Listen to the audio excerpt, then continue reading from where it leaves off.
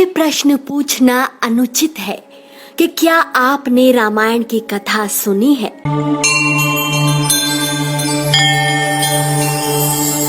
करोड़ों हिंदुओं के लिए भगवान राम का जीवन वृत्तांत आदर्श है। नवरात्र का प्रारंभ होते ही रामलीला का मंचन आधुनिक दौर में भी लोगों को अपनी ओर आकर्षित करता है। जन सामान्य में आज भी रामायण के कई पात्रों को लेकर जिज्ञासा बनी ही रहती है।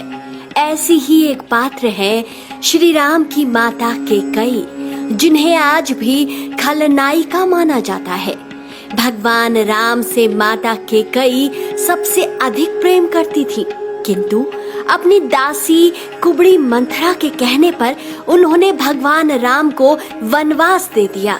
किंतु क्या ये पूर्ण सत्य है? नहीं। भगवान राम के वन गमन के लिए माता कैकेयी के अलावा ये खूबसूरत स्त्री भी दोषी थी। जानते हैं कौन? ये सुंदर नारी उनकी बहन थी। जी हाँ, वो खूबसूरत स्त्री थी रेखा। हैरान हो गए ना? आप कहेंगे वो कौन थी? कैकेयी राज्य के राजा अश्वपति की बेटी थी और उनके भाई बृहदश्रव की बेटी थी रेखा। कैकेयी राज्य आज के समय में काकेशियस या कश्मीर या संभव है अफगानिस्तान और पंजाब के बीच का एक स्थान है। रेखा को विशालाक्षी यानी बड़े नेत्रों वाली और बेहद बुद्धिशाली महिला कहा जाता था और इसलिए उसे अपने रूप और बुद्धि का बड़ा अहंकार था। कहा जाता है कि जब राजकुमारी कैकेयी का विवाह अयोध्या नरेश दशरथ से हुआ तो उनकी बहन भी उनके साथ ही चली आई। ये राजकुमारी और कोई नहीं बल्कि दासी मंथरा थी। दोनों बहनें एक दूसरे के बगैर रह नहीं सकती थी। किंतु अब आप सोच रहे होंगे कि मंथरा कुरूप कैसे हुई। राजकुमारी रेखा को हमेशा अपने रूप को बरकरार रखने की लालसा रहती थी और इस चक्कर में एक दिन उन्होंने किसी अनुचित चीज का सेवन कर लिया था, जिससे उसका शरीर झुक गया और देखते ही देखते वो कुरूप हो गई।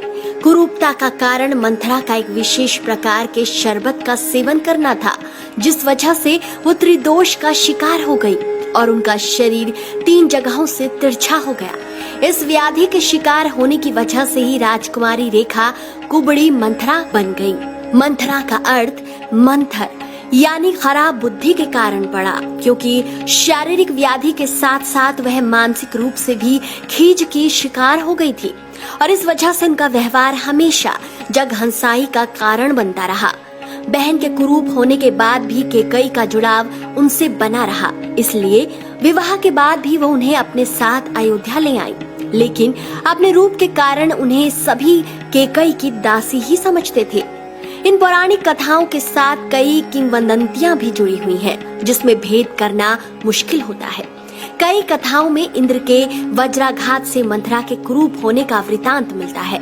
लोमश रामायण में कहा गया है कि जब श्री राम वनवास के बाद लोमश ऋषि अवध आए थे, तब उन्होंने मंथरा की कथा सुनाई थी। मंथरा प्रहलाद के पुत्र विरोचन की पुत्री थी। कहा जाता है जब विरोचन ने देवताओं पर विजय हासिल की तो देवताओं ने ब्राह्मण रूप धरकर उसकी आयु मांग ली। इस कारण मंथरा की सहायता से दैत्यों ने देवताओं को हराया। तब हारे हुए देवता भगवान विष्णु की शरण में गए और भगवान विष्णु की आज्ञा से इंद्र ने वज्र से वार किया, जिससे मंथरा पृथ्वी पर गिरी तो कुबड़ निकल आया। कहा जाता है अपनी दशा के लिए वो भगवान विष्णु से प्रतिशोध लेना चाहती थी और इसलिए भगवान विष्णु के अन्यायों के कारण उनसे बदला लेने की रट लगाते हुए उनके प्राण चले गए और इसलिए अगले जन्म में वो कैकेयी की दासी बनी और विष्णु के अवतार राम के सुखमय जीवन को तबाह करने का कारण बनी। मंथरा के बारे में पुराणों में कई और भी कथाएं प्रचलित है, जिनकी चर्चा कभी और। तो दोस्तों, आपको आज की ये कथा कैसी लगी? अपनी राय कमेंट सेक्शन में जरूर दीजिए।